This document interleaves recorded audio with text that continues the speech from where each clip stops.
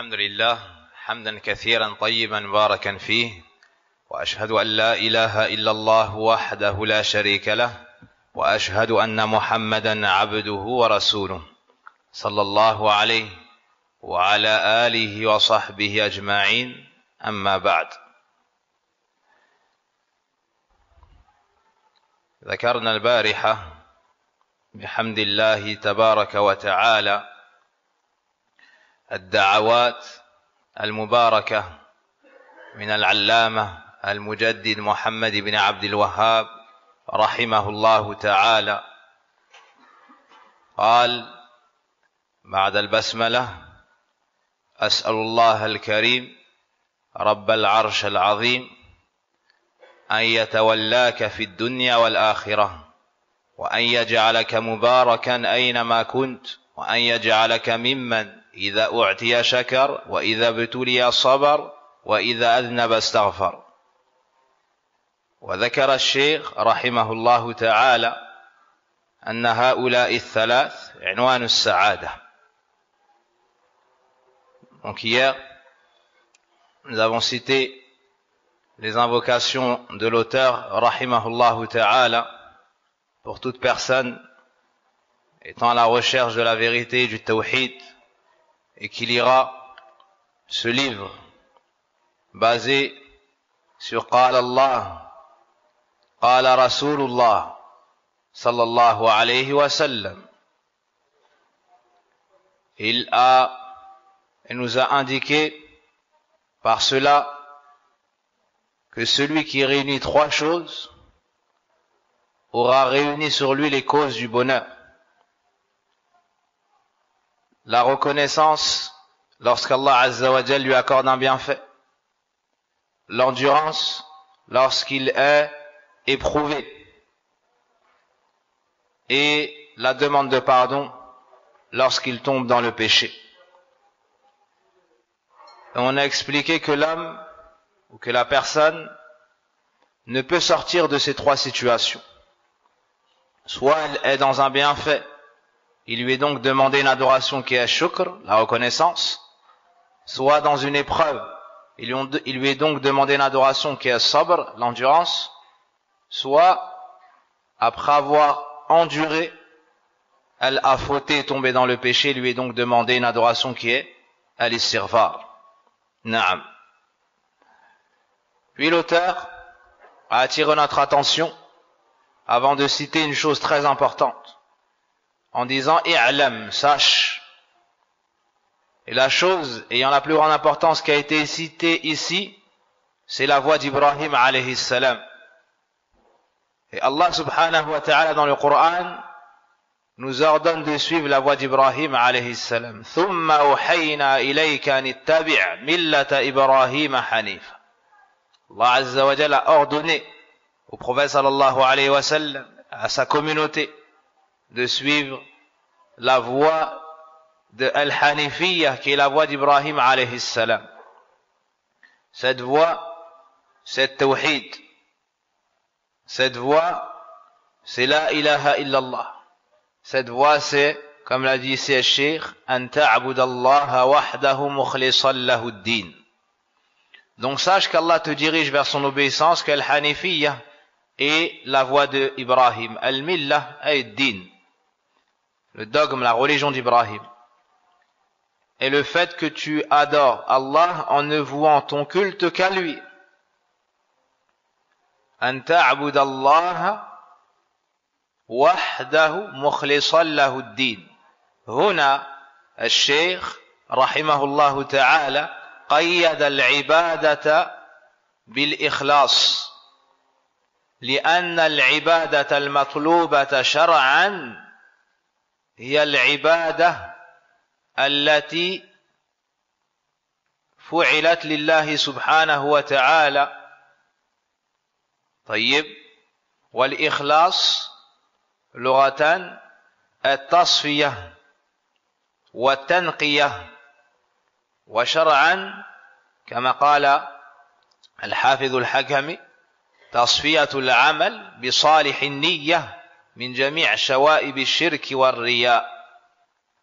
Donc Ici, l'auteur a spécifié l'adoration comme étant celle qui est faite sincèrement pour Allah. Pourquoi? Car celui qui adore Allah tabaraka wa ta'ala, mais n'est pas sincère dans le culte, Allah n'accepte pas cette adoration. Allah n'accepte pas cette adoration. Car ce qui est demandé, c'est l'adoration avec at-tawhid. C'est-à-dire que tu adores Allah, oui, mais seul d'un culte sincère. قال الله وما أمروا إلا ليعبدوا الله مخلصين له الدين حنفاء ويقيموا الصلاة ويؤتوا الزكاة وذلك دين القيمة. Allah nous dit dans son livre, il ne leur a cependant été ordonné que d'adorer Allah seul, et cela d'un culte sincère.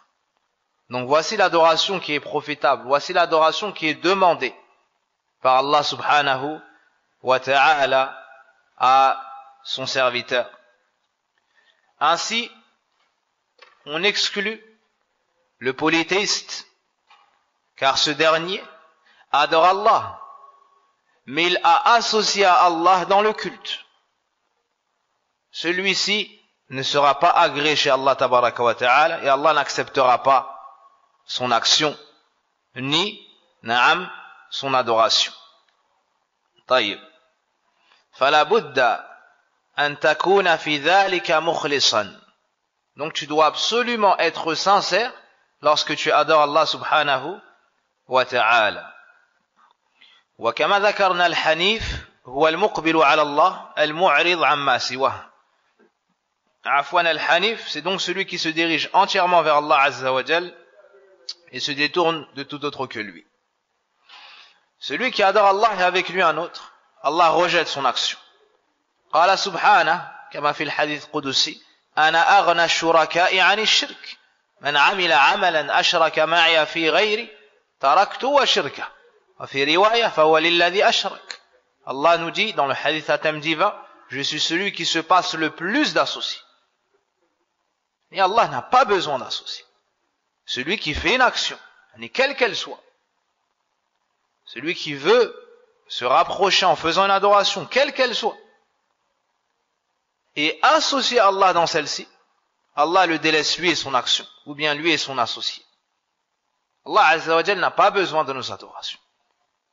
Il nous a créé, nous a ordonné de l'adorer d'un culte sincère. Celui qui fait l'adoration doit la faire comme Allah lui a ordonné, afin de recevoir la grande récompense qu'Allah tabaraka wa ta'ala a promis aux gens du monothéisme pur. هذا هو التوحيد أن تعبد الله وحده مخلصا له الدين. هذا هو الأمر الذي لأجله خلقنا. هذا هو الأمر الذي لأجله أرسلت الرسل وأنزلت الكتب. Voici le tawhid. Voici l'unicité d'Allah Azza wa Jal pour laquelle nous avons été créés et pour laquelle on a révélé l'ensemble des livres, pour laquelle on a envoyé l'ensemble des messagers. Voici la sagesse de notre création. Et malgré cela, tu trouves des gens qui n'ont pas compris le prêche des prophètes, qui n'ont pas compris le sens de la ilaha illallah. Et ils veulent appeler les gens au bien et délaissent la tête du bien. Quel bien y aura-t-il dans ta da'wa si tu n'appelles pas au tawhid? La khayra fi da'wati ka'inan man kan, la khayra fi da'wati il lam yu'assisha 'ala at-tawhid kama assasaha sayyid waladi Adam Muhammad ibn Abdillah sallallahu alayhi wa sallam wa kama fa'ala dhalik qablahu al-anbiya wal-rusul. قل هذه سبيلي أدعو إلى الله على بصيرة أنا ومن اتبعني وسبحان الله وما أنا من المشركين. هذا الذي يجب علينا أن نفهمه وأن نحققه في أنفسنا ثم ندعو الناس إليه. هذا رأس الأمر وأصل الأصيل. ولا خير في الدعوة لم تؤسس على التوحيد. Ici, on nous enseigne le tawhid.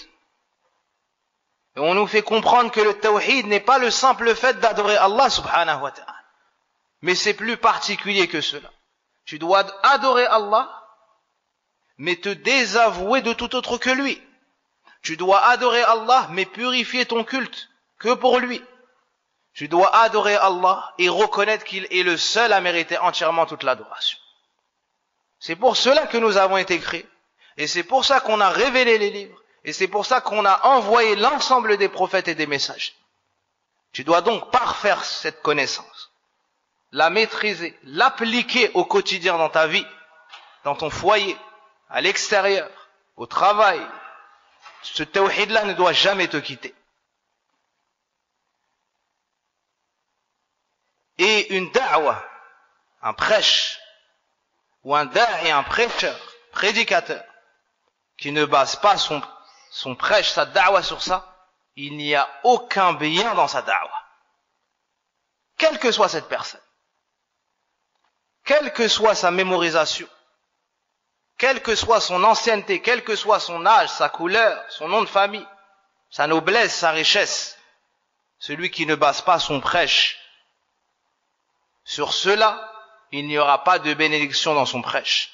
Et ça ne sera pas un prêche qui sera madha sur les traces du prophète sallallahu alayhi wa sallam. Tous les prophètes et tous les messages ont appelé à cela. Donc celui qui prétend faire da'wa, voici la da'wa.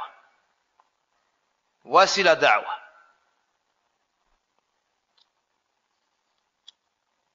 قال الله ألا لله الدين الخالص. Allah nous dit, n'est-ce pas à Allah qu'appartient la religion pure? La ilaha illallah. Al-khalis min ash-shirk, celle qui est purifiée de tout polythéisme. Naam. Et ici, on voit une des conditions de l'acceptation des adorations chez Allah.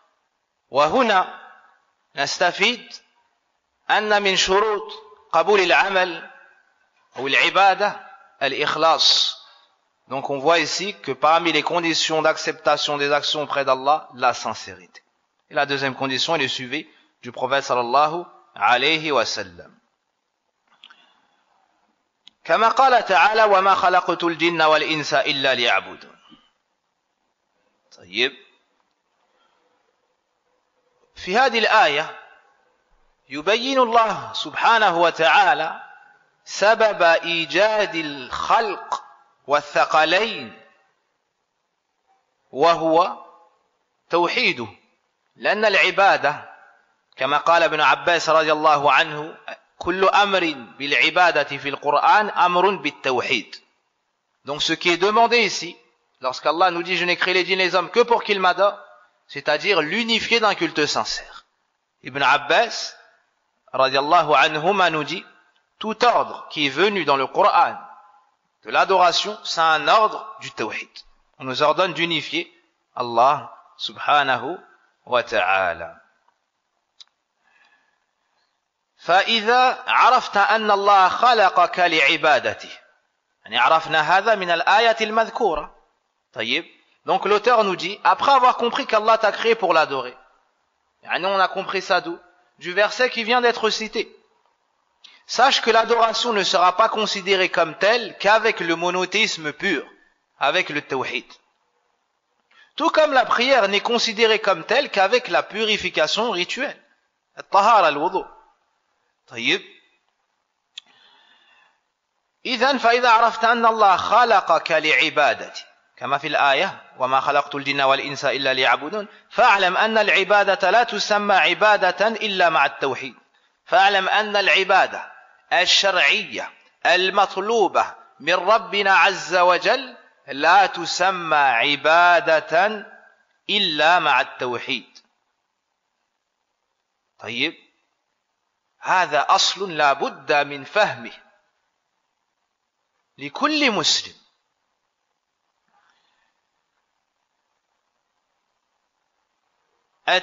العبادة المقبولة الشرعية المطلوبة من ربنا هي العبادة التي هي مع التوحيد.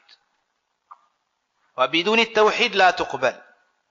Donc l'auteur nous dit, après avoir compris qu'Allah t'a créé pour l'adorer, sache que l'adoration ne sera considérée comme telle qu'avec le monothéisme pur. L'adoration qu'Allah nous demande, celle pour laquelle il nous a créés, c'est l'adoration qui lui est destinée exclusivement. C'est l'adoration qui est faite pour lui exclusivement.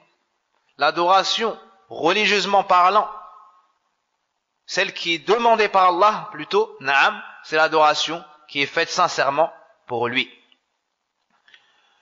Tout musulman doit comprendre cela. Que l'adoration qui est demandée par Allah, c'est pas une simple adoration, mais c'est l'adoration qui est accompagnée du monothéisme. Car Kuffar Quraysh ont adoré Allah. Ils avaient des sadaqat, le hajj, le dhikr. Mais est-ce qu'Allah Azza wa Jalla a accepté cela d'eux? Non. Pourquoi? Car ils ont adoré Allah, certes, mais adoré avec lui autre que lui. Ils ont adoré les idoles, certains adoraient les anges, certains adoraient وهكذا. نعم. كما أن الصلاة لا تسمى صلاة إلا مع الطهارة. هذا مثال من المؤلف رحمه الله لتوضيح المسألة. طيب يفهمه كل أحد حتى العم يفهمه هذا المثال. Donc ici l'auteur nous cite un exemple que tout le monde comprend pour éclaircir la chose. Même la personne qui n'a jamais étudié, d'accord, qui est musulmane et connaît un minimum, qui fait la prière, elle comprendra cet exemple. Si une personne sort de chez elle, après avoir fait ses ablutions, d'accord, elle se dirige vers le masjid, elle se met au premier rang, d'accord, ensuite elle perd ses ablutions, d'accord, puis elle prie dans cet état, en récitant parfaitement le Fatiha, et en ajoutant après le Fatiha un ruku' parfait, sujoud parfait, avec tous les arkan, les wajibat, et même les mustahabbat. D'accord? Est-ce qu'on pourra dire que cette personne a salli, et que son adoration est acceptée chez Allah? Ou bien cette prière, elle est batila? Hein? Cette prière est batila. Pourquoi? Car il manque une condition à tahara. De la même façon, celui qui adore Allah, mais qui n'a pas de tawhid, son adoration sera batila mardouda. Son action sera, na'am, rejetée. Et cette personne-là qui a prié ainsi, sans le wudu, est-ce que pour elle on peut dire, ma sallayt, yani, ce qu'il a fait, s'il ne l'avait pas fait, ça aurait été pareil. C'est pas une salat acceptée chez Allah subhanahu wa ta'ala. Dans le hadith, qui est connu sous le hadith de Musi ou Salati, celui qui a une faute dans sa prière, yani, un homme est venu et il a fait salat. D'accord? Le prophète sallallahu alayhi wa sallam l'a vu prier. Lorsqu'il a fini sa salat, il est venu voir le prophète sallallahu alayhi wa sallam. Le prophète sallallahu alayhi wa sallam lui a dit, irji' salli fa innaka lam tusalli. Pourtant il a prié. Mais le prophète sallallahu alayhi wa sallam lui a dit, lam tusalli. Tu n'as pas prié. Comme dans ce qu'on vient de citer auparavant. Naam. Puis, une seconde fois, il a prié et est revenu voir le prophète sallallahu alayhi wa sallam, qui lui a dit, irji' salli fa innaka lam tusalli. Puis une troisième fois. Au final, il a dit, walladhi ba'athaka bil haqq, la uhsin ghayra hadha. Fa'allimni. Au final, il lui a dit, par celui qui t'a envoyé avec la vérité, je ne sais pas faire mieux que cela. Enseigne-moi. Puis le prophète sallallahu alayhi wa sallam lui a dit comment prier. Avec les piliers. طيب. نعم. فكذا العبادة لا تكون عبادة إلا مع التوحيد ولو كانت كثيرة طويلة ثقيلة عليك لا تسمى عبادة إلا مع التوحيد. De la même façon, l'adoration ne sera pas considérée comme une adoration acceptée chez Allah sans être tawhid. Même si tu en fais beaucoup, même si ces adorations sont longues et que tu dépenses et qu'elles sont lourdes, Allah Azza wa Jal n'acceptera pas cela de toi. C'est pour cela qu'il nous dit dans le Coran وَقَدِمْنَا إِلَى مَا عَمِلُوا مِنْ عَمَلٍ فَجَعَلْنَاهُ هَبَاءً مَنْثُورًا. Allah Azza wa Jal dans ce verset nous parle des adorations des associateurs. Il nous dit qu'on apportera ces actions, ce qu'ils ont fait, et qu'on rendra l'ensemble poussière éparpillée. Tout cela ne sera pas accepté chez Allah subhanahu wa ta'ala. Pourquoi? Car il manquait at-tawhid. Dans un autre verset, قل هل ننبئكم بالأخسرين أعمالا الذين ضلت سعيهم في الحياة الدنيا وهم يحسبون أنهم يحسنون صنعا. On nous dit, voulez-vous que je vous informe de ceux qui seront le plus perdants en action, ceux qui se sont égarés en pensant faire le bien. Taïb, dans ce bas monde, ils étaient sur un mauvais chemin et pensaient être sur le bon chemin. Wallah al-musta'an. À l'image des associateurs et à l'image des innovateurs également. Ceux qui pensent être sur la sunna du prophète sallallahu alayhi wa sallam, alors que le prophète sallallahu alayhi wa sallam n'a rien à voir avec eux et eux n'ont rien à voir avec le prophète sallallahu alayhi wa sallam. Taïb. Idhan, on doit tous comprendre ça. L'adoration qui est acceptée chez Allah, c'est l'adoration qui est avec le tawhid. Sans tawhid, Allah n'accepte pas l'adoration. Taïb. الشيخ حفظه الله تعالى عبد الرزاق nous dit الشرك في العبادة مثل ماذا السم في الطعام.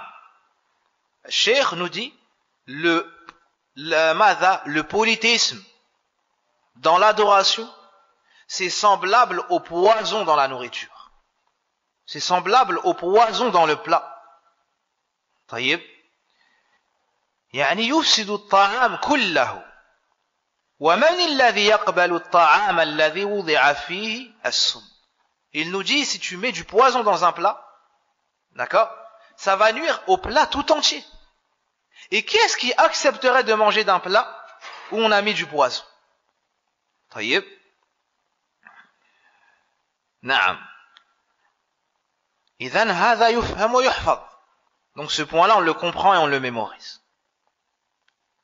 فإذا دخل الشرك في العبادة فسدت كالحدث إذا دخل في الطهارة. Ensuite, l'auteur nous dit donc si l'association entre eux dans l'adoration, vous avez donc si l'association entache le monothéisme pur, elle rendra l'adoration vaine. Tout comme lorsque la souillure annule la pureté rituelle. L'auteur dit فَإِذَا دَخَلَ الشِّرْكُ فِي الْعِبَادَةِ. Si le polythéisme se mêle à l'adoration, entre dans l'adoration, fasadat, cela rendra son adoration vaine, annulée, non acceptée chez Allah tabaraka wa ta'ala.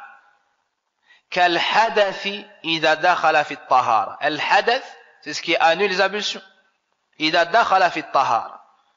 Donc un shirk qui entre dans l'adoration l'annule, tout comme celui qui avait ses ablutions et a annulé sa pureté rituelle. Si quelqu'un sort de chez lui après avoir fait al-wudu et il vient pour prier fil masjid et en chemin il perd le wudu, est-ce qu'il rentre fil masjid directement et salli avec nous, ou bien est-ce qu'il va refaire al-wudu? Il va refaire le wudu, ça, parce qu'il a annulé ses ablutions. Ainsi. Naam. طيب. فإذا دخل الشرك في العبادة فسدت. طيب. سواء كان هذا الشرك الأكبر أو الأصغر. Que ce polythéisme soit shirk ou l'akbar ou l'asghar, ça annule l'adoration. Si ce n'est que le shirk asghar annule l'adoration faite. D'accord? Celle-ci, particulièrement. Alors que le polythéisme majeur annule cette adoration et toutes les adorations qu'il a fait dans sa vie. Wal'iyadhu billah. الشرك ما هو؟ الشرك جعل ند مع الله في شيء من خصائصه. الشرك ما هو؟ تسوية غير الله بالله فيما هو من خصائص الله. Le polythéisme, c'est quoi? Le polythéisme, c'est le fait de donner un égal à Allah dans une chose qui lui est propre. Il y a trois formes de polythéisme. الشرك يكون في الربوبية يكون في الألوهية ويكون في الأسماء والصفات. Le polythéisme peut avoir lieu dans la seigneurie d'Allah. Celui qui n'unifie pas Allah dans ses actes envers la création, comme étant le seul créateur, le seul propriétaire, le seul gérant et tout ce qui va avec, aura fait du polythéisme dans Rububiyya. Celui qui adore Allah et avec lui un autre, aura fait du shirk dans Al-Uluhiyya, dans l'adoration. Et celui qui donne un égal à Allah Azza wa Jal, qui donne un semblable à Allah Tabaraka wa Ta'ala, aura fait du polythéisme dans les noms d'Allah Azza wa Jal et ses attributs. Ou celui qui fait ressembler une créature à Allah ou Allah à une créature aura fait du polythéisme dans les noms et les attributs d'Allah Subhanahu wa Ta'ala. Al-Shaykh rahimahullah ta'ala nous dit فَإِذَا دَخَلَ الشِّرْكُ فِي الْعِبَادَةِ. Donc, quel que soit ce polythéisme, ce shirk également se divise en deux quant au jugement. الشرك الأكبر والشرك الأصغر. الشرك الأكبر هو كل شرك أطلقه الشارع وكان متضمنا لخروج الإنسان عن دينه. كل شرك أطلقه الشارع وكان متضمنا لخروج الإنسان عن دينه يسمى شركا أكبر.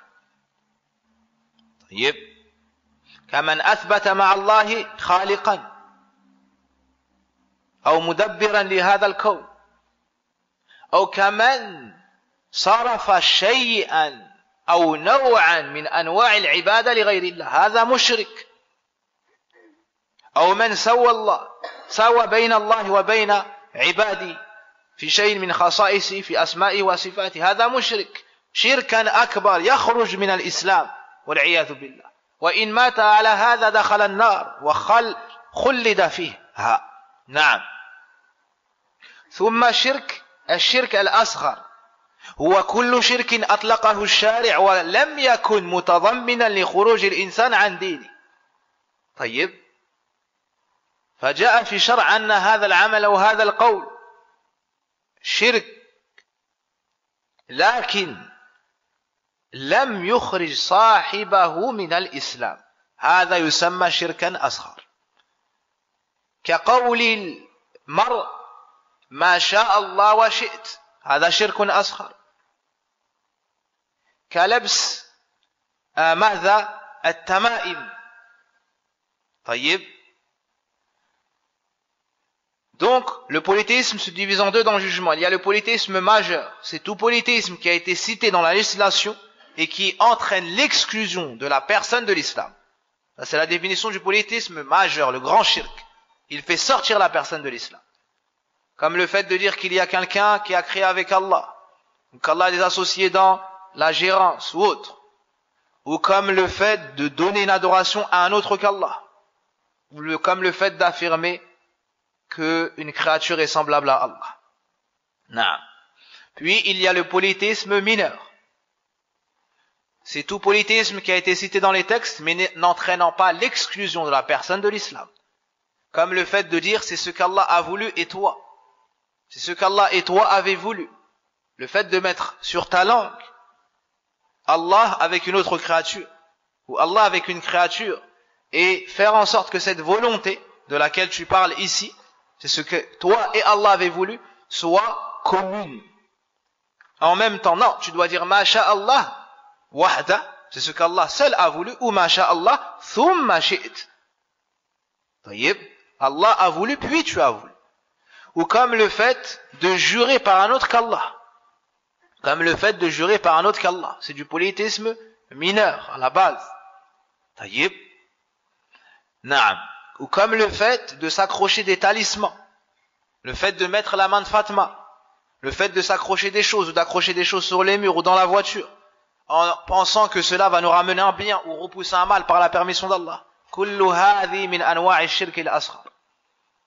Taïb. Si la personne fait un acte d'adoration et que elle fait du shirk asghar, comme l'ostentation aussi, hein, le fait de faire une adoration pour Allah mais en recherchant après cela l'éloge des gens. Si tu fais une adoration et que le shirk asghar entre dans ton adoration, ça l'annule. D'accord? Sauf si tu repousses cela. Sauf si tu repousses cela. Et si c'est, donc ça annulera que cette adoration, mais pas ce que tu as fait dans le passé, si c'est du shirk asghar. Par contre, si tu fais une adoration, donc si une personne fait une adoration, et qu'elle fait un acte de polythéisme majeur, alors à ce moment-là, on annulera cette adoration qu'il a faite, et on annulera également tout ce qu'il a fait dans sa vie. Donc ça englobe les deux formes de polythéisme. Naam. فإذا دخل الشرك في العبادة فسدت كالحدث إذا دخل في الطهارة. طيب.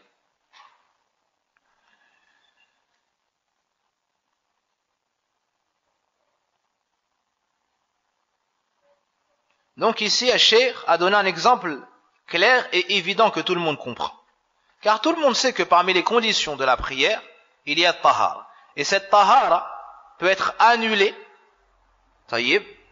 Cette tahara peut être annulée. Il y a ce qu'on appelle nawaqid al-wudu, les annulatifs des ablutions. Naam.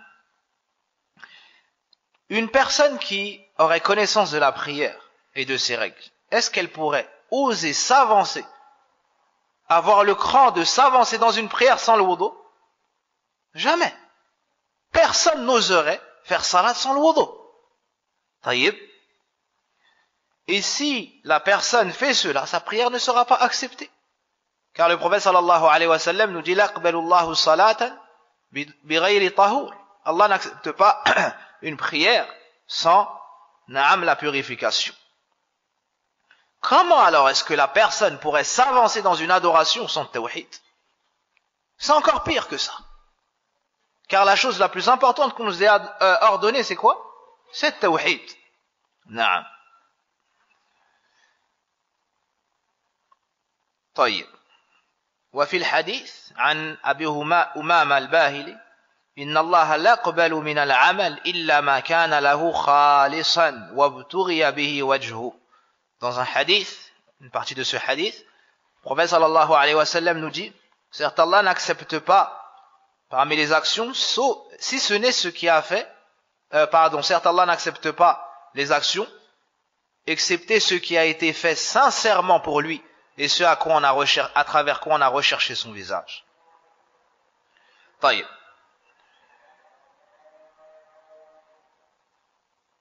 فإذا عرفت أن الشرك إذا خالت العبادة أفسدها. طيب عرفنا هذا الآن بما سبق من كلام المؤلف رحمه الله. Donc l'auteur nous dit, en prenant conscience, ou bien maintenant que tu as conscience, que lorsque l'association, al-shirk, entre dans l'adoration, elle la corrompt, annule les œuvres, et fera entrer au feu celui qui la commet, alors tu comprendras que la chose la plus importante pour toi réside dans son apprentissage. En espérant qu'Allah te préserve de tomber dans ce piège, dans ce filet, qui est l'association à Allah. فإذا دخل الشرك في العبادة فسدت كالحدث إذا دخل في الطهارة. ثم قال الشيخ فإذا عرفت أن الشرك إذا خالط العبادة أفسدها. Maintenant que tu as su, maintenant que tu as compris que lorsque le shirk rentre dans ton action, elle l'annule, l'affecte, وأحبط العمل, ça annule l'action. طيب. وصار صاحبه من الخالدين في النار, et la personne par cela sera parmi ceux qui s'éterniseront dans le feu de l'enfer. Ici, le shirk parle du shirk akbar et non pas du shirk asghar, car le shirk akbar est le seul qui fait s'éterniser la personne dans le feu de l'enfer. طيب. فإذا عرفت أن الشرك المراد بالشرك هنا الشرك الأكبر. فإذا عرفت أن الشرك إذا خالت العبادة أفسدها وأحبط العمل. الشرك الأكبر يحبط جميع الأعمال والشرك الأصغر يحبط هذا العمل فقط خلافا للخوارج ومن سار على نهجهم. طيب هناك حبوط كلي وحبوط جزئي. الحبوط الكلي بالشرك الأكبر وأحبط العمل وصار صاحبه من الخالدين في النار. عرفت أن أهم ما عليك معرفة ذلك. معرفة ماذا؟ معرفة الشرك على وجه التفصيل ومعرفة التوحيد على وجه التفصيل كي تعمل بالتوحيد وتجتنب الشرك وتبتعد عنه. طيب. En prenant conscience que lorsque l'association se mélange, c'est-à-dire l'association majeure, quelle est la preuve de cela? Car après le shirk nous dit que la personne s'éternisera en enfer. Et ce qui fait s'éterniser la personne en enfer, c'est le polythéisme majeur. Ce mélange à l'adoration, elle la corrompt, annule les œuvres et fera entrer éternellement au feu celui qui la commet. Alors tu comprendras que la chose la plus importante pour toi réside dans son apprentissage. L'apprentissage de quoi? L'apprentissage du shirk. En détail, afin de pouvoir t'en préserver, t'en éloigner. Puis l'apprentissage, ou avec cela l'apprentissage du tawhid, de l'unité d'Allah Azza wa Jal, afin de le mettre en pratique. Tayyib.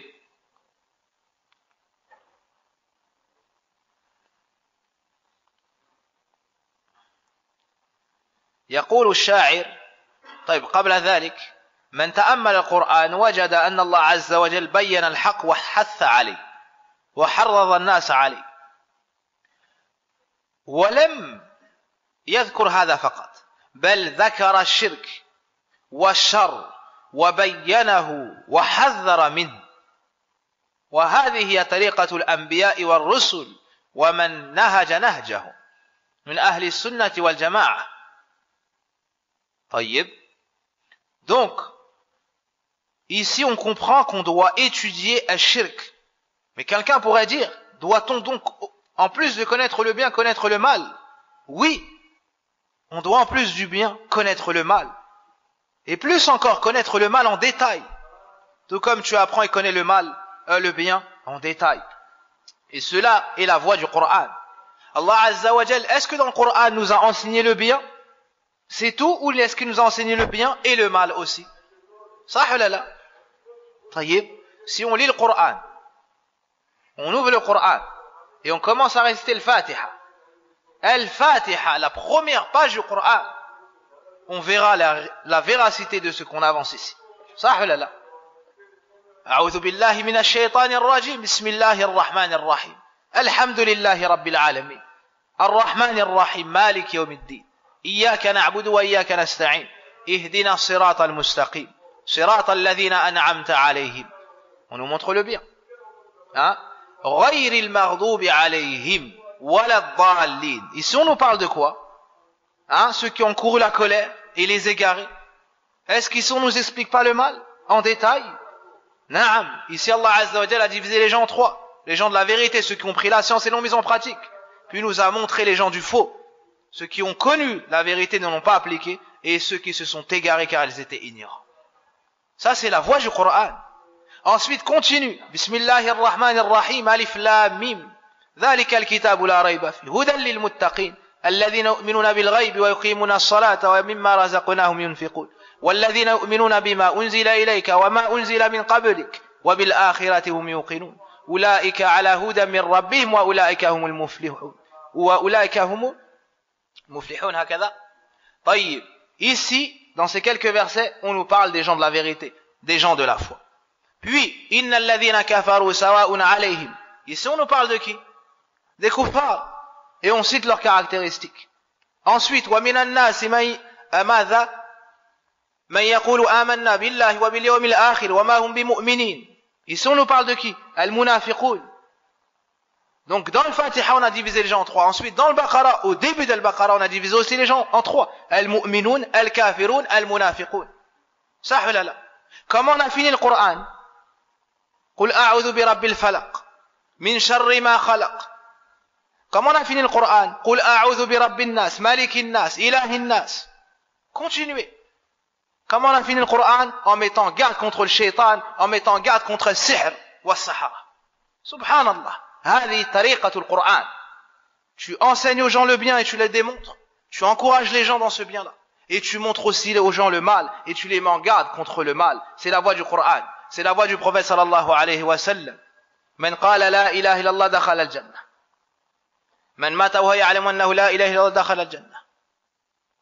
Man bana lillahi masjidan bana Allahu lahu baytan fil jannah. Et on trouve aussi ijtanibu sab'a al-mubiqat. قيل وما هن يا رسول الله قال الشرك بالله والسحر وقتل النفس التي حرم الله إلا بالحق ainsi de suite. Le prophète sallam a fait la même chose. طيب. Et les ulama d'Ahl Sunnah font la même chose. De toute époque et dans tout endroit. Ils expliquent aux gens le tawhid et encouragent les gens le tawhid. Et l'ensemble de ce qu'Allah aime et agrée. Puis ils démontrent aux gens le mal et mettent en garde les gens contre le mal. Et ils expliquent le mal. Et même le prophète sallam a même mis en garde contre des choses qui n'ont pas eu lieu à son époque, subhanallah. كما أفاد الشيخ محمد بن هادي المدخلي في درس طيب قريب في الحديث ماذا في حديث العرباد بن سارية طيب قال وإياكم ومحدثات الأمور. النبي صلى الله عليه وسلم a mis en garde contre les innovations avant même que cela ne se passe. Comment au jour d'aujourd'hui des gens pourraient dire pourquoi on met en garde contre le shirk, pourquoi on met en garde contre le polythéisme et les innovations et les gens des passions et les innovateurs, alors que le prophète sallam a mis en garde contre ça avant même que ça se passe et nous on est dedans.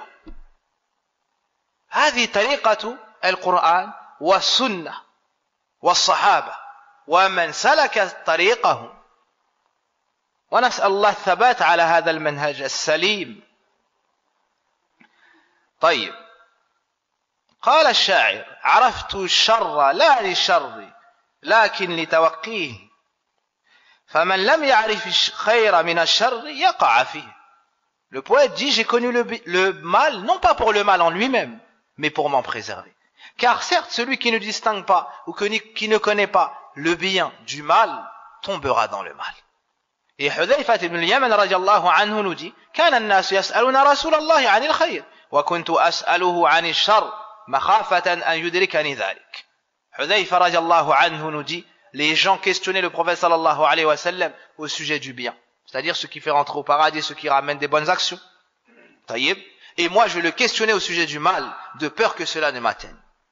De peur que cela ne m'atteigne. Naam. La peur du shirk ne provient que d'un monothéiste, ne provient que de quelqu'un qui estime le tawhid et qui a compris le Coran et la Sunna. Celui qui dit je n'ai pas peur du shirk, lam yafham at-tawhid wa lam yakun ala tariqati an-nabi sallallahu alayhi wa sallam wala al-anbiya qablahu alayhim as-salatu was-salam. هذا إبراهيم عليه السلام خليل الرحمن إمام الحنفاء كاسر الأسنام بيمينه يقول وجنبني وبني أن نعبد الأصنام ربي إنهن أضللن كثيرا من الناس. Ibrahim alayhi salam fait partie des bien-aimés d'Allah, de ceux qui ont atteint le khullah, le niveau le plus haut de l'amour chez Allah, le meilleur des prophètes après le prophète Mohammed sallallahu alayhi wa sallam, celui qui a cassé les idoles de sa main droite, celui qu'Allah azza wa jalla a qualifié comme étant une umma à lui tout seul dans le Coran, a eu peur du shirk et a invoqué Allah, il a fait dua, il a demandé à Allah éloigne-moi moi et mes enfants de l'adoration des idoles. Les idoles c'est ce qui est adoré en dehors d'Allah sous forme représentée comme le Bouddha. Subhanallah, Ibrahim alayhi salam a peur d'adorer des statues alors qu'il a été élevé par Allah azza wa jal. Il a eu peur de ça.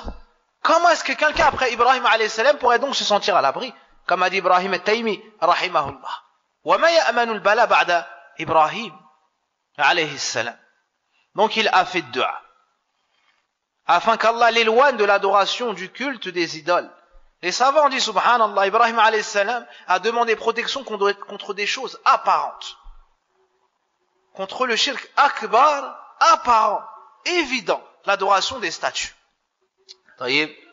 Puis il a dit: ô mon Seigneur, elles ont égaré bon nombre de tes serviteurs, bon nombre parmi les gens, un grand nombre parmi les gens. Naam. Donc c'est une fitna. C'est une fitna. La plupart des gens sont tombés dans le shirk. وَمَا يُؤْمِنُ أَكْثَرُهُمْ بِاللَّهِ إِلَّا وَهُمْ مُشْرِكُونَ. Allah dit dans le Coran, et la plupart d'entre eux n'ont foi en Allah qu'en lui donnant des associés, qu'en faisant du shirk. Et on expliquera ce verset, Inch'Allah, dans la Qa'ida. Al-shirk, comme l'a dit ici l'auteur, annule les actions. Al-shirkul akbar annule toutes les actions. قال سبحانه وَلَقَدْ أُوحِيَ إِلَيْكَ وَإِلَى الَّذِينَ مِنْ قَبْلِكَ لَئِنْ أَشْرَكْتَ لَيَحْبَطَنَّ عَمَلُكَ وَلَتَكُونَنَّ مِنَ الْخَاسِرِينَ. Il t'a été révélé à toi, ainsi que ceux qui t'ont devancé. Si tu commets du polythéisme, nous annulerons tes actions. Et tu feras partie des perdants. À qui est-ce qu'on s'adresse dans ce verset? Il t'a été révélé. Qu'est-ce qui a reçu le Coran, la révélation? À qui est-ce qu'on s'adresse? À Djibou? Ar-Rasul sallallahu alayhi wa sallam. Alaysa kadhalik? Tayyib. Est-ce que le prophète sallallahu alayhi wa sallam peut tomber dans le polythéisme? Là, bi-ijma' al-ulama.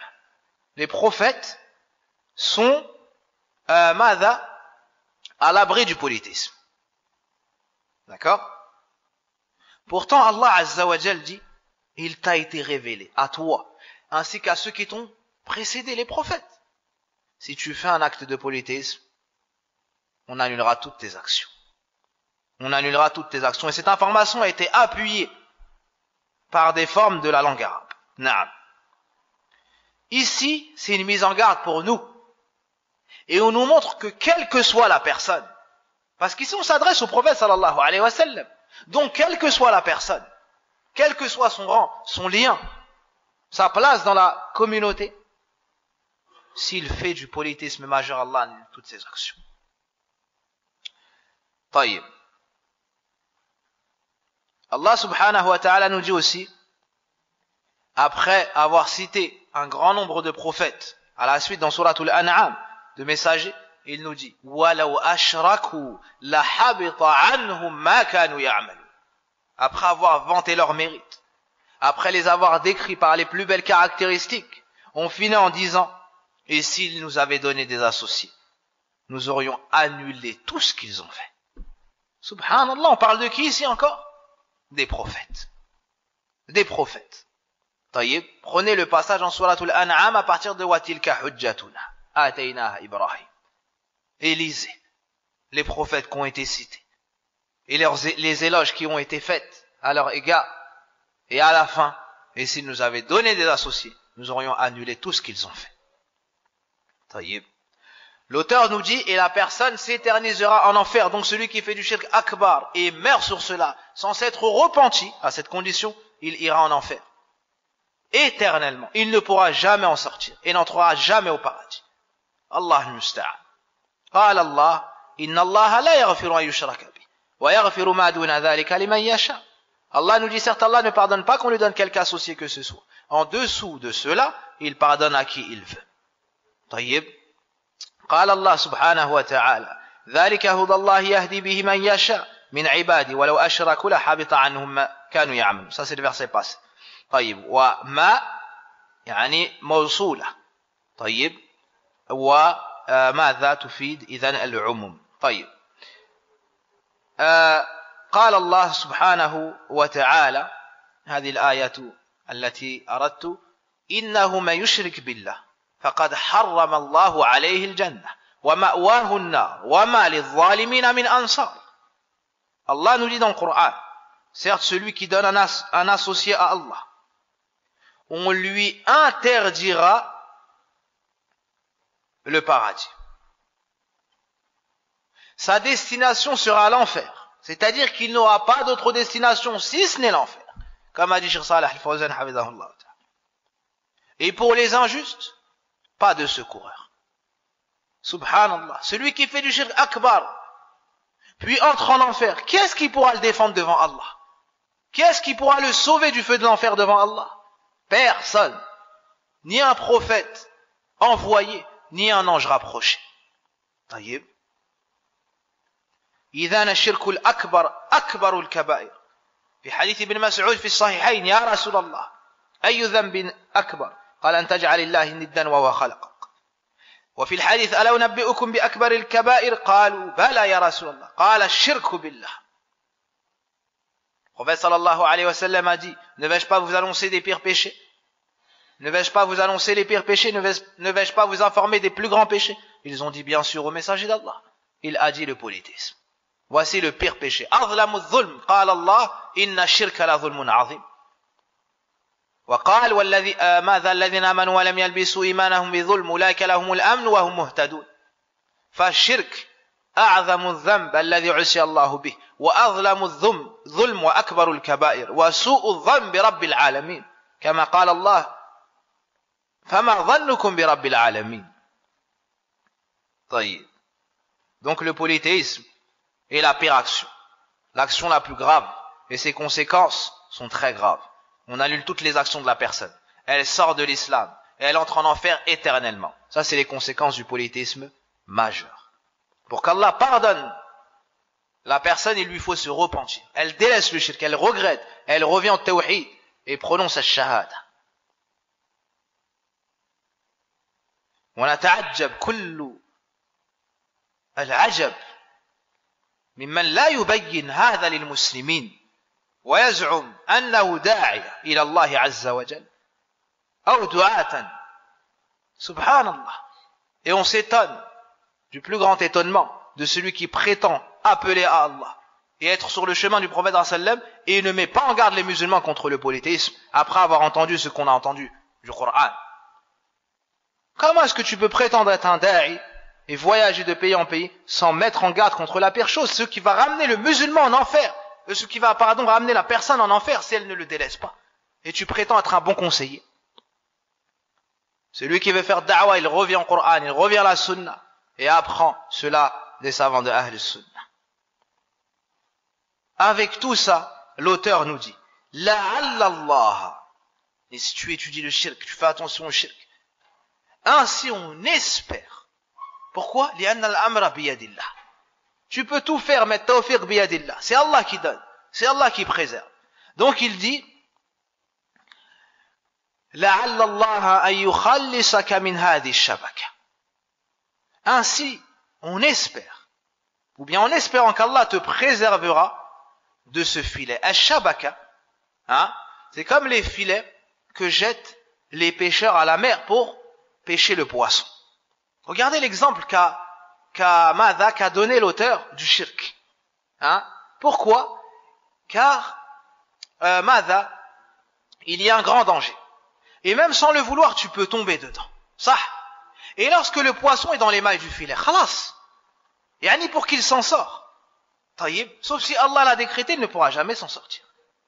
Sauf si Allah l'a décrété, il ne pourra jamais s'en sortir. Naam. إذا شبه الشيخ الشرك بالشبكة لخطورته ولكثرة فروعه. طيب. الشيخ حفظه الله nous dit, l'auteur a fait ressembler le shirk au filet. طيب. Au filet de par sa dangerosité. D'accord? En comparaison à la dangerosité des filets. Et à sa multitude de branches.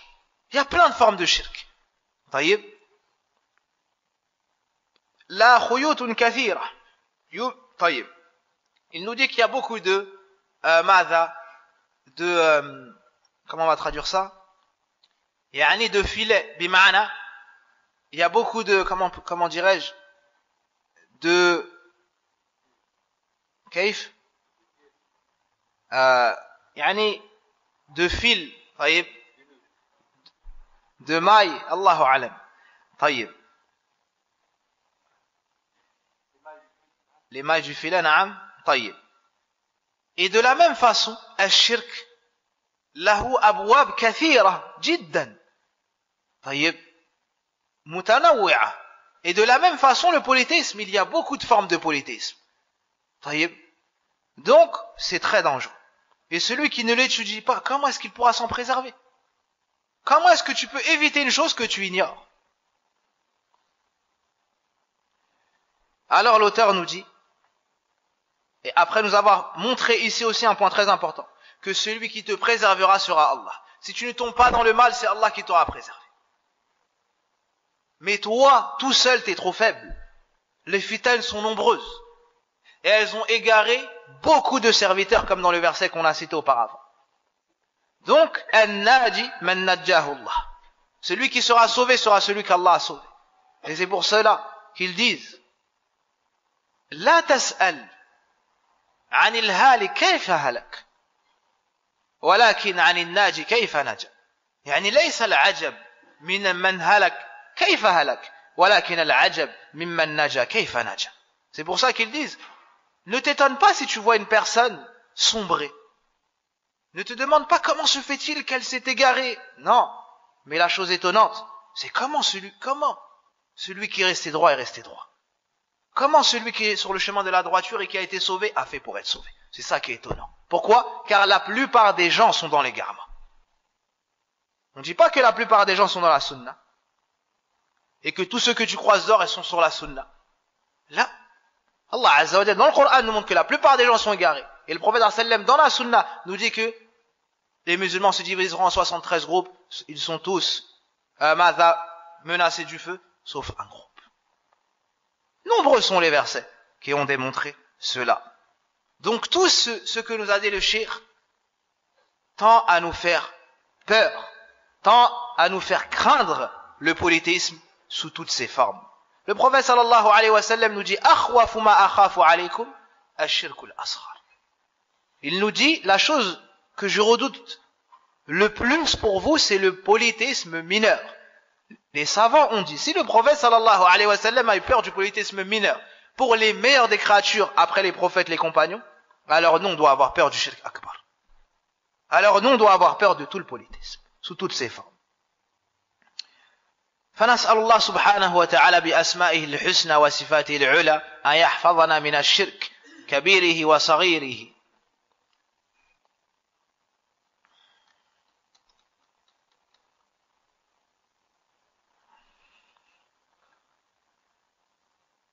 طيب لعل الله أن يخلصك من هذه الشبكة وهي الشرك بالله الذي قال الله تعالى فيه إن الله لا يغفر أن يشرك به ويغفر ما دون ذلك لمن يشاء. En espérant qu'Allah te préserve de tomber dans ce piège qui est l'association à Allah sur laquelle il dit, au sujet de laquelle il dit, certes Allah ne pardonne pas qu'on lui donne quelque associé, à part cela il pardonne à qui il veut. À part cela il pardonne à qui il veut. Dans ce verset, Allah Azza wa Jalla nous montre la gravité du shirk. Et que parmi ce qui nous montre sa gravité, c'est qu'Allah Azza wa Jalla ne le pardonne pas. Taïb. Concernant le shirk akbar, bi ijma' al-ulama, il n'y a pas de divergence à ce sujet. Allah ne pardonne pas le polythéisme majeur, si ce n'est avec le repentir. Allah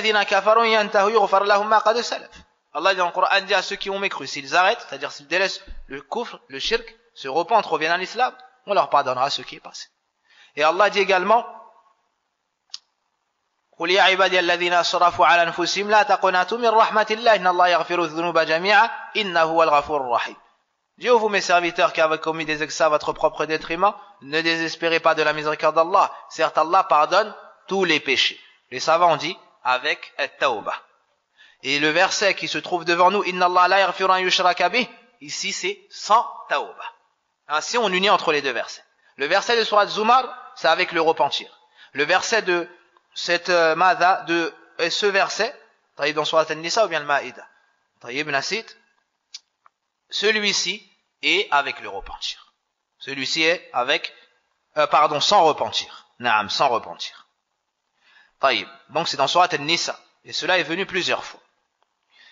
Dans ce verset, on voit donc la gravité du shirk et le fait qu'Allah Azza wa Jalla ne le pardonne pas. C'est le seul péché qu'Allah ne pardonne pas. Est-ce que cela ne va pas mériter qu'on étudie cette science, qu'on comprenne, qu'on cherche à comprendre le tawhid, afin de le mettre en pratique, al-shirk afin de s'en éloigner.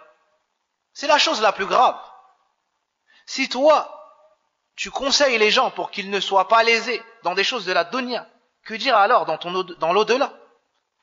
Taïeb, la personne qui perd son tawhid, elle perd le paradis, elle va en enfer éternellement, elle n'en sortira jamais.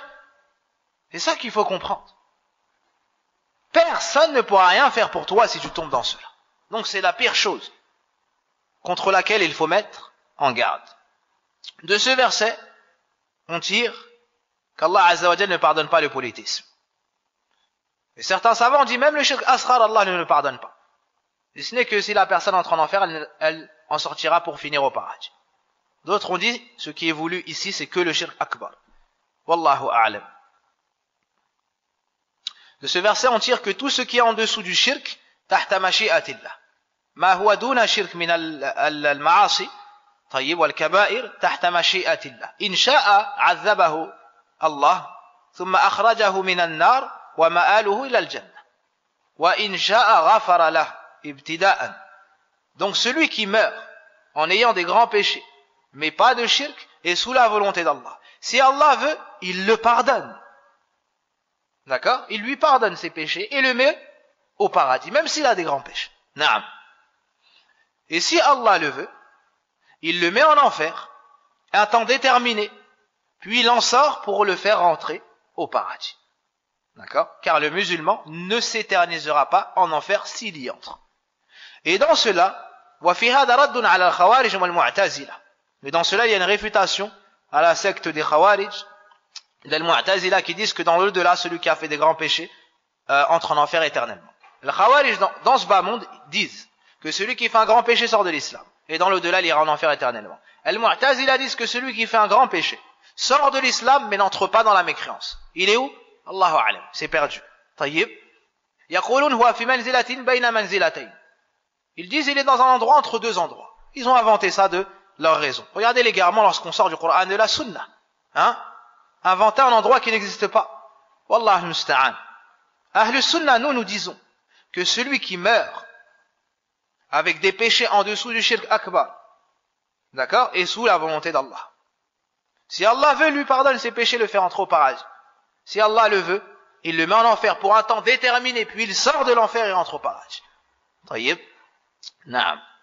Donc les savants divergeaient quant au shirk asghar. Est-ce que il entre dans ce verset ou pas? Tayyib. Parmi ce qu'on tire de ce verset, c'est que le croyant doit toujours être entre eux. Tayyib, j'ai oublié, il y a aussi une réfutation pour al-murji'a, ceux qui disent que les péchés ne nuisent pas au serviteur tant qu'il a la foi. D'accord? Ici on voit que ça nuit parce qu'il est sous la volonté d'Allah. Donc Allah peut décider, peut vouloir le mettre en enfer. Donc ça nuit. On tire une grande faïda, c'est que le croyant doit toujours être entre l'espoir et la crainte. Quels que soient ses péchés, il ne doit pas espérer de la miséricorde d'Allah parce qu'Allah peut décider de lui pardonner et de ne pas le mettre en enfer. Et de ne pas le mettre en enfer. Mais aussi il doit être dans la crainte car Allah Azza wa Jal peut décider de le mettre en enfer pour ses péchés. Taïb. Taïb. Les gens qui lisent ce verset et qui commettent du shirk doivent se repentir. Et les gens à qui ce message parvient doivent se repentir et délaisser le shirk sous toutes ses formes. Les gens qui ont commis du shirk akbar et qui vont mourir sur cela et entrer en enfer éternellement, subhanallah, ne pourront jamais sortir de l'enfer. Pourtant, dans un premier temps, ils auront quand même un minimum d'espoir. D'accord? D'en sortir et peut-être de revenir sur la dunya pour mieux agir. On va fermer cette porte de l'espoir. Ils auront un espoir qui est de voir de mourir en enfer. On va fermer cette autre porte de l'espoir. Alors ils auront un autre espoir, c'est quoi? Qui sait? La diminution du châtiment. Qu'on diminue le châtiment. À ce moment-là, qu'est-ce qu'on va faire? On va fermer cette autre porte. On va fermer cette autre porte. Taïeb. Et ils essaieront de trouver des intercesseurs. Et ils s'adresseront à Malik, le gardien de l'enfer. Et au final, Allah Azza wa Jal leur dira de ne plus parler. De ne plus parler. Khalas, il n'y a plus de discussion possible. Il n'y a plus d'espoir possible. Et à ce moment-là, on va sceller leur bouche. Ils ne pourront plus parler. Ils seront sourds, ils seront aveugles et ne cesseront d'être châtiés. Et il n'y aura que des cris. Il n'y aura que des cris, que du feu et que du châtiment. Wallahu musta'an. قال الله فذوقوا فلن نزيدكم إلا عذابا. Goûtez, c'est-à-dire au châtiment, nous ne ferons qu'augmenter votre châtiment. Eux vont espérer qu'on le diminue et il ne fera qu'augmenter.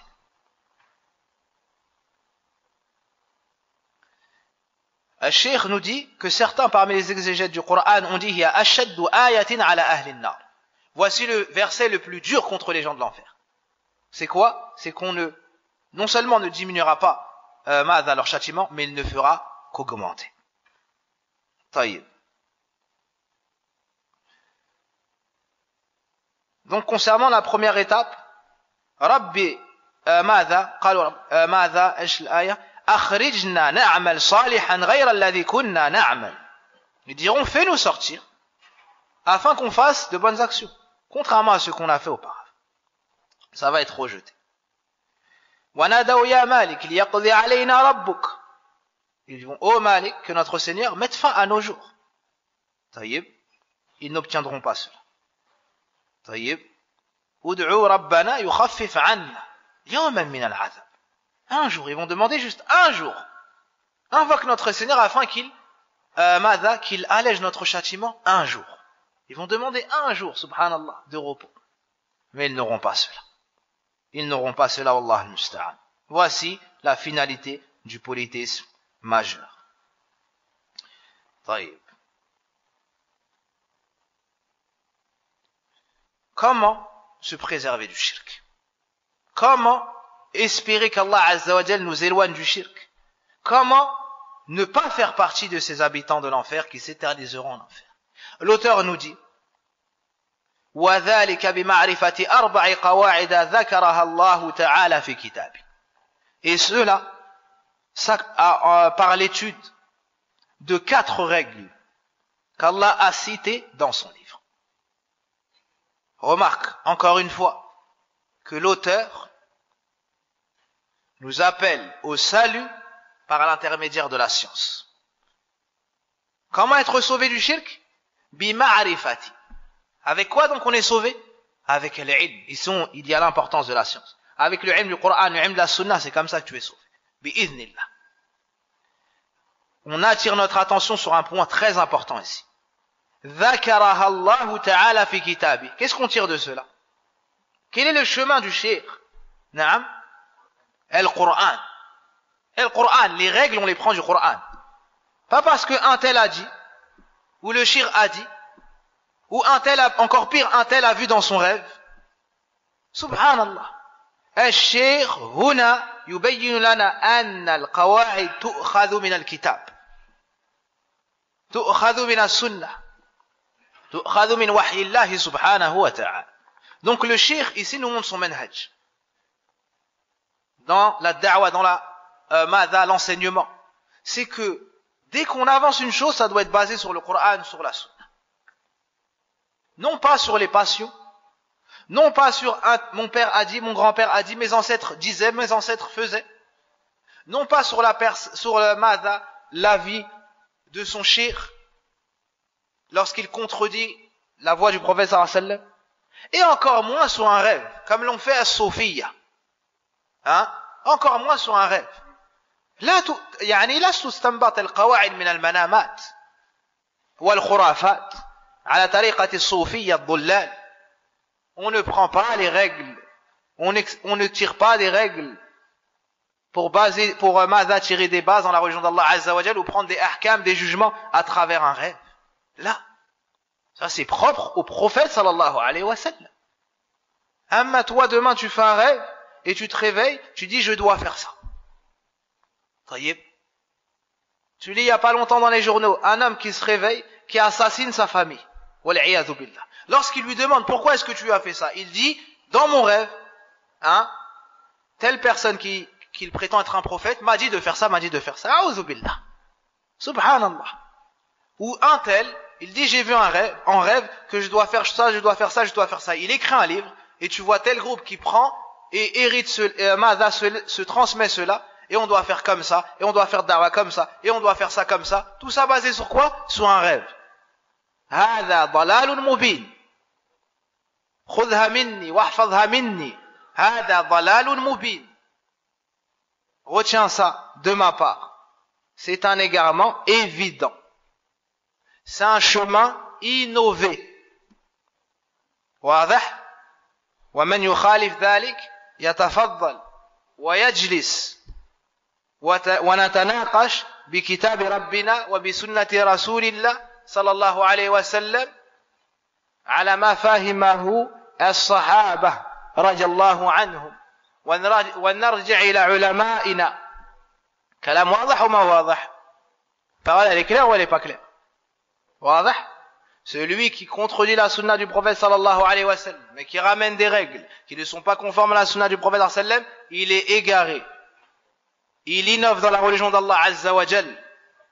Et n'a rien à voir avec le prophète sallallahu alayhi wa sallam, qui que ce soit, quelle que soit cette personne. Et celui qui voit un manquement dans cette parole ou un défaut, qu'il nous fasse profiter de sa science et qu'il nous conseille et Inch'Allah on lui apporte une chaise. Naam. Donc les règles que l'auteur a ramenées, elles sont tirées d'où? Du livre d'Allah. Elles sont tirées d'où? Du livre d'Allah subhanahu wa ta'ala. طيب. فلم يأتي بجديد. الشيخ رحمه الله لم يأتي بجديد. الشيخ n'a rien ramené de nouveau, ni dans ce livre ni dans les autres. Mais il appelle les gens au Coran, il n'appelle pas les gens à sa personne. Et il a même dit, Taïb, que toute personne qui lui montre une faute dans ses écrits ou autre dans son prêche, qu'on prenne cette parole et qu'on la jette. Ça fait partie de ses paroles, rahimahullahu ta'ala.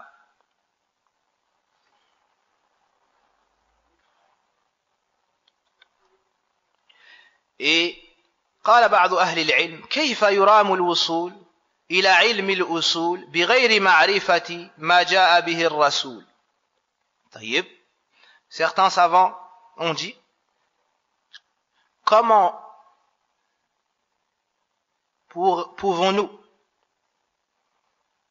ou bien comment pourrait atteindre la science des bases une personne sans connaître ce sur quoi ou ce avec quoi est venu le prophète sallallahu alayhi wa sallam. Ibn Taymiyyah rahimahullah ta'ala disait souvent كيف يرام الوصول إلى علم الأصول بغير معرفة ما جاء به الرسول. طيب.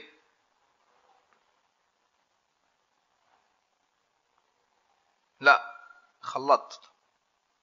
Je me corrige, ça c'est la première parole. كيف يرام الوصول إلى علم الوصول بغير معرفة ما جاء به الرسول صلى الله عليه وسلم. كان ابن تيمية رحمه الله تعالى كثيرا ما يقول من فارق الدليل ضل السبيل ولا دليل إلا بما جاء به الرسول. طيب. من فارق الدليل ضل السبيل ولا دليل إلا بما جاء به الرسول. Ibn Taymiyyah rahimahullah ta'ala disait souvent celui qui s'éloigne des preuves, dalil c'est qu'Allah Rasulullah wal ijma' et d'autres choses, taïb, s'éloignera du chemin. Et il n'y a pas de dalil, de preuve, si ce n'est dans ce avec quoi nous est venu Ar-Rasul. Donc celui à qui tu dis ya akhi hada khata, il te dit oui mais Cheikh a dit ça, il a fait ça et ainsi de suite et ainsi de suite. Tu lui dis oui mais le prophète sallallahu alayhi wa sallam a dit ça et a fait ça et ça contredit cela. Qu'est-ce qu'il doit faire? Il doit délaisser cette voie et revenir à la voie du prophète sallallahu alayhi wa sallam. Voici l'introduction, cette grande introduction du shir qu'on doit comprendre, celle qui comprend énormément de sciences. Thumma qal, donc avec 4 règles. Ces 4 règles sont des règles immenses qu'on doit tous comprendre. Tout musulman doit comprendre ces règles afin d'espérer être préservé du polythéisme. بإذن الله. القاعدة الأولى أن تعلم أن الكفار الذين قاتلهم رسول الله صلى الله عليه وسلم مقرون بأن الله تعالى هو الخالق الرازق المدبر وأن ذلك لم يدخلهم في الإسلام.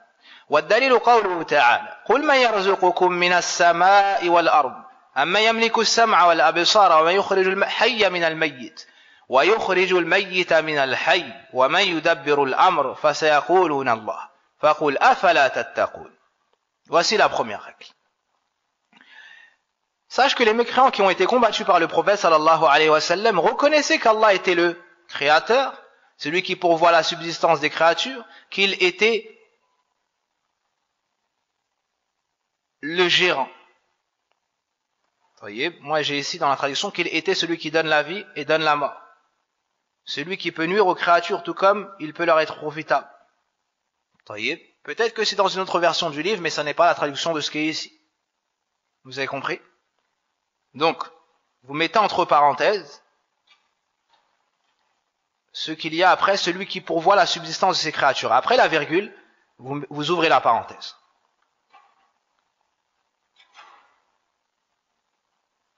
Et vous la refermez après profitable. Après profitable. Donc vous mettez entre parenthèses qu'il était celui qui donne la vie et qui donne la mort. Celui qui peut nuire aux créatures tout comme il peut leur être profitable. Cela, vous le mettez entre parenthèses.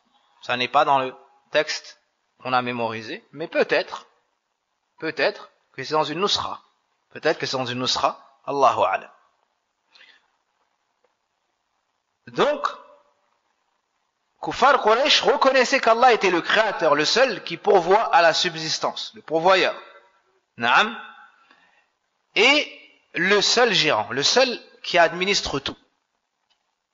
D'accord? Malgré tout cela, et malgré cette croyance, cela n'a pas fait d'eux des musulmans. Est-ce que vous avez compris la première règle? Kuffar Quraysh ont reconnu qu'Allah était unique dans ses actions envers ses créatures. C'est lui qui a tout créé. D'accord? C'est lui le seul pourvoyeur, le seul à donner la subsistance à ses créatures. Et c'est le seul gérant, le seul à décider de tout ce qui se passe dans les cieux et la terre. Donc ils ont eu cette croyance. Est-ce que pour autant cela a fait d'eux des musulmans? Non. Est-ce que c'est clair? Taïb, quelle est la preuve apportée par l'auteur? Car c'est une risala de ilm. Et c'est une qa'ida. Et la qa'ida doit être basée sur al-adilla. Taïb, sur les preuves. Le Coran. Donc on traduit la parole d'Allah Azza wa Jal dit, qui vous attribue votre subsistance à partir du ciel et de la terre? Qui détient lui et la vue? Qui fait sortir le vivant du mort? Et fait sortir le mort du vivant? Et qui administre tout? Ils diront Allah. Dis alors, ne craignez donc vous pas? Ne craignez donc vous pas? نعم. هذا أصل عظيم. ما هو؟ المشركون أقروا بتوحيد الربوبية. طيب. Voici une grande règle, une grande base, qui est que les associateurs du temps du prophète sallallahu alayhi wa sallam ont reconnu Tawhid al-Rububiyya. Ils disaient Allah est le seul créateur, c'est le seul pourvoyeur, c'est le seul qui administre tout. Ils n'ont jamais dit Allah, Al-Uzza et les idoles ont le pouvoir de créer. Ils n'ont jamais dit ça. Ils n'ont jamais dit c'est Allah, Al-Uzza qui donne la subsistance. Ils n'ont jamais dit c'est Allah, Al-Uzza qui peut gérer. Jamais. واضح? Est-ce que la règle est comprise? Non. طيب. De cela, on tire beaucoup de sciences. أولا أن كفار قريش أقروا بتوحيد الربوبية. طيب.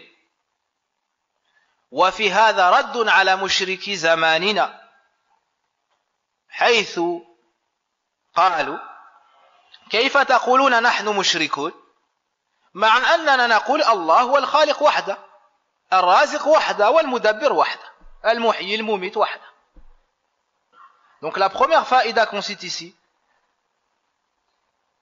et c'est la plus importante, c'est que Kuffar Quraysh, ou bien c'est ce qu'il est voulu par la règle, c'est que Kuffar Quraysh ont reconnu l'unicité d'Allah dans ses actes ou dans sa seigneurie. Ont reconnu l'unicité d'Allah dans sa seigneurie, comme étant le seul créateur, le seul pourvoyeur et le seul gérant. D'accord? Et dans cela, il y a une réfutation, d'accord, adressée aux associateurs de notre époque, qui adorent autre qu'Allah. Lorsqu'ils égorgent une bête, ils l'égorgent pour un autre qu'Allah. Lorsqu'ils lèvent les mains, ils lèvent les mains devant la tombe, ils invoquent les morts. Ils adorent autre qu'Allah Azza wa Jal. Mais ils disent, nahnu muslimoun. Pourquoi est-ce que vous dites qu'on fait du shirk? On ne fait pas de shirk. Nous ne sommes pas des associateurs. Comment est-ce que vous pouvez dire de nous qu'on est des associateurs alors que nous disons, Allah est le seul créateur, Allah est le seul pourvoyeur, Allah est le seul à tout administrer? Qu'est-ce qu'on leur répond? On leur répond, voyez-vous le tawhid que vous avez? C'est exactement le même tawhid que Abu Lahab, que Abu Talib, que Abu Jahl. Ça ou là? La preuve est dans le Coran. D'accord? Donc on leur répond que la croyance que vous avez est exactement la même croyance qu'avaient les associateurs du temps du prophète sallallahu alayhi wa sallam.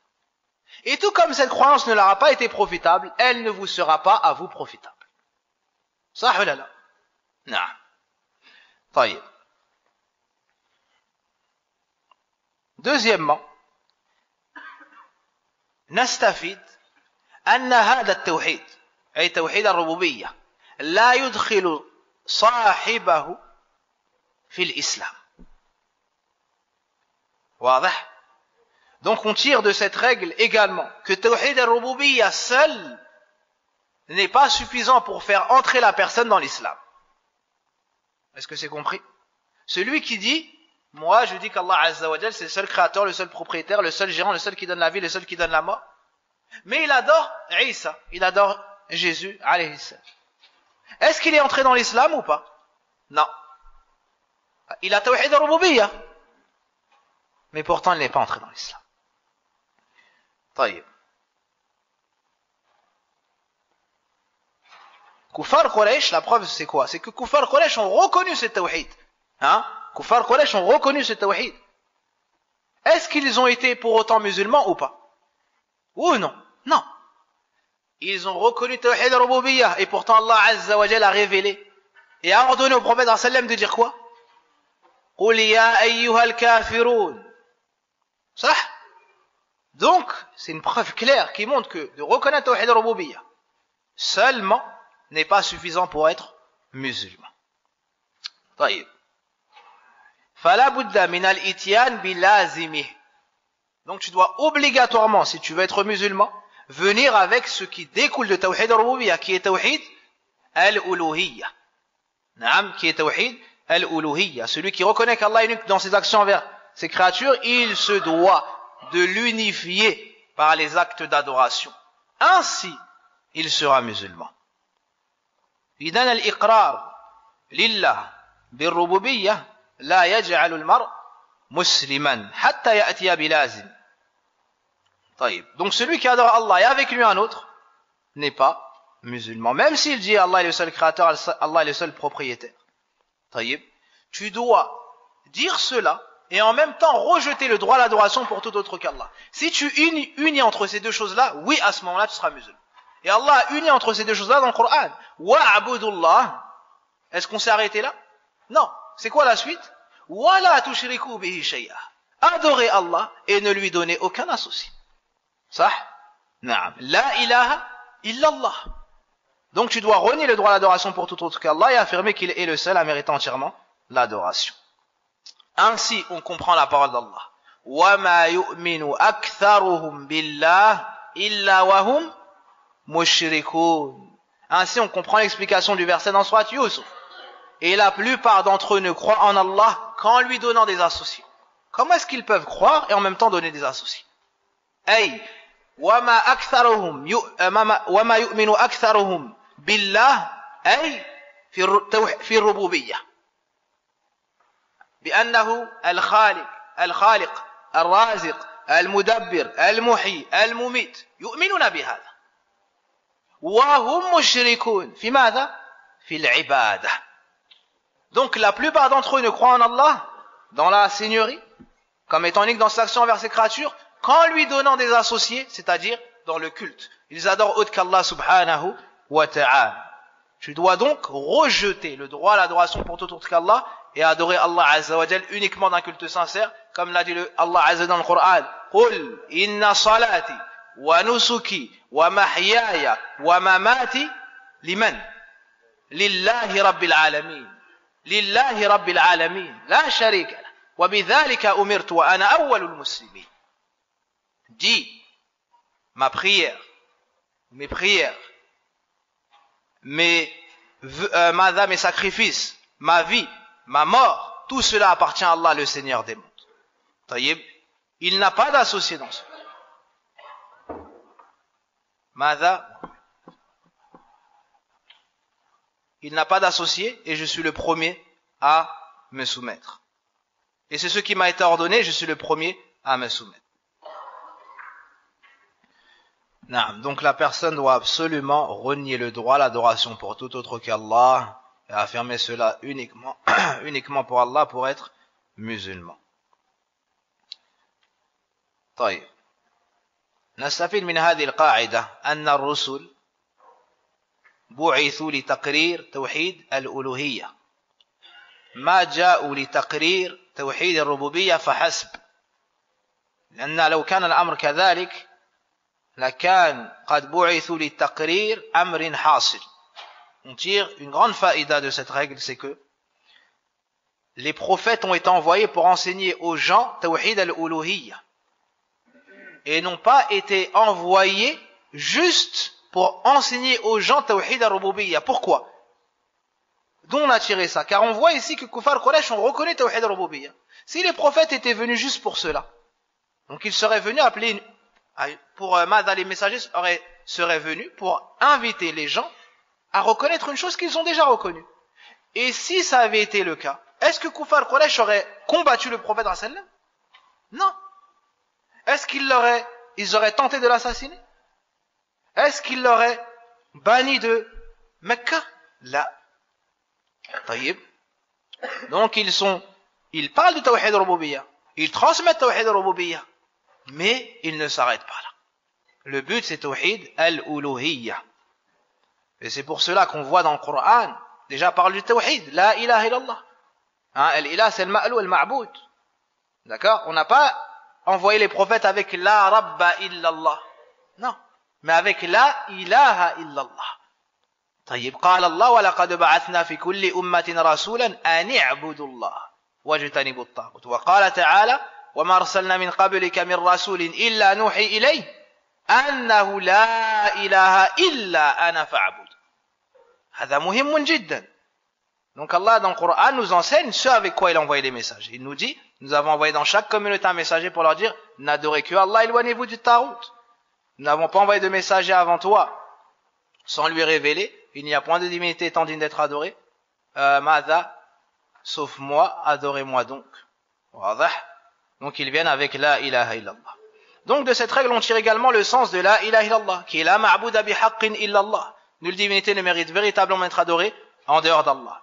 Et il y a dans cela une réfutation wa fi hadhihi al-qa'ida raddun ala man ibtada'a fi ta'rif madha la ilaha illallah kaman يعني كالمتكلمين طيب وغيرهم من المبتدعة لما قالوا معنى لا إله إلا الله لا رب إلا الله لا خالق إلا الله لا قادر على الاختراع إلا الله.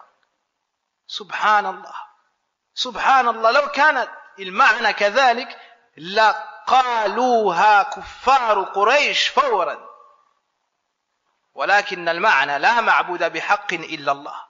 يجب علينا نفهم هذه الكلمة. طيب on tire une grande faïda de cette règle, c'est le sens de la ilaha illallah. Nulle divinité ne mérite véritablement d'être adorée si ce n'est Allah. Et dans cela il y a une réfutation à ceux qui ont prétendu que le sens de la ilaha illallah était il n'y a pas de Seigneur en dehors d'Allah. Ils ont expliqué l'ilah par Ar-Rabb. D'accord? Dans la ilaha illallah. Donc pour eux, si tu dis qu'Allah est le seul créateur, le seul propriétaire et le seul gérant, t'es un musulman. Khalas. D'accord? Kuffar Quraysh avait ça. Est-ce que ils sont devenus musulmans? Non. Donc ça n'est pas le sens de la ilaha illallah. Et c'est pour cela que tu ne les vois pas dans leur da'wah mettre en garde contre le shirk, dans l'adoration. Parce que pour eux, le shirk c'est de dire qu'il y a un créateur avec Allah. Pour eux, le shirk c'est de dire qu'il y a un propriétaire avec Allah. Pour eux, le shirk c'est de dire qu'il y a un pourvoyeur avec Allah. Par contre, d'aller voir les awliya, d'aller voir les tombes, d'adorer autre qu'Allah, pour eux c'est pas ça le shirk. Ils n'ont pas compris le sens de la ilaha illallah. Alors ils laissent le shirk se propager et ne mettent pas en garde contre le shirk. Subhanallah. Ayu da'watin hadi. Cela n'est pas la da'wa du prophète sallallahu alayhi wa sallam. On voit ici que l'auteur a cité qu'un seul verset, alors qu'il y a plein de versets dans le Coran sur cela. Pourquoi? Car c'est une risala mukhtasara, parce que c'est un épître qui est résumé. Concernant le verset, c'est-à-dire dis au messager d'Allah, à ton peuple, Kuffar Quraysh, ceux qui ont reconnu Tawhid al-Rububiyyah, mais qui ont associé Allah Azza wa Jalla à Tawhid al-Uluhiyyah, dis-leur, qui vous attribue votre subsistance à partir du ciel, c'est-à-dire la pluie qui descend avec les ni'am, avec les bienfaits d'Allah Azza wa Jalla, et qui tombe sur vous, sur vos terres, et qui vous sert, et vous est profitable, ainsi qu'aux bestiaux, taïb, et de la terre, avec les cultures, la pousse, taïb, qui détient l'ouïe et la vue? Donc au début on a al-rizq, sifatul razq, taïb. Ensuite, qui détient l'ouïe et la vue? Taïb, sifatul mulk, ou il-milk. Qui fait sortir le vivant du mort et fait sortir le mort du vivant? Sifatul al-ihya wal-imata. Taïb. Et qui administre tout? Sifatul tadbir. Ils diront, donc si tu demandes à Kuffar Quraysh, qui est-ce qui a ces caractéristiques-là? Uniquement. Ils diront, c'est Allah. Ils diront, c'est Allah. Donc de cela, on tire quoi? Que Kuffar Quraysh ont reconnu Tawhid al-Rububiyyah. Alors on leur dit, Muwabbikhan lahum afala tattaqun. Ne le craignez donc vous pas. Si vous reconnaissez qu'il est unique dans ses actions envers ses créatures, que c'est le seul créateur, le seul propriétaire, n'allez-vous pas le craindre? Délaissez le shirk et l'adorer seul d'un culte sincère dans le culte. L'unifier dans le culte. N'allez-vous pas craindre la finalité de votre polythéisme? Taïb, na'am. Donc, pour résumer, de cette règle on tire que Kuffar Quraysh ont reconnu Tawhid al-Rububiyyah, mais que cela ne les a pas fait entrer dans l'islam, car cela n'est pas suffisant pour être musulman. Celui qui veut être musulman, il doit unifier Allah Azza wa Jal également dans l'adoration. Et la semaine prochaine, incha'Allah ta'ala, on verra la deuxième et la troisième règle. وأسأل الله تبارك وتعالى بأسماء الحسنى وصفاته العلى أن يعلمنا ما جهلنا وأن ينفعنا بما تعلمنا ويوفقنا للعمل بما يحبه ويرضى. اللهم صل وسلم على المبعوث رحمة للعالمين نبينا محمد وعلى آله وصحبه أجمعين. سبحانك اللهم وبحمدك أشهد أن لا إله إلا أنت أستغفرك وأتوب إليك والحمد لله.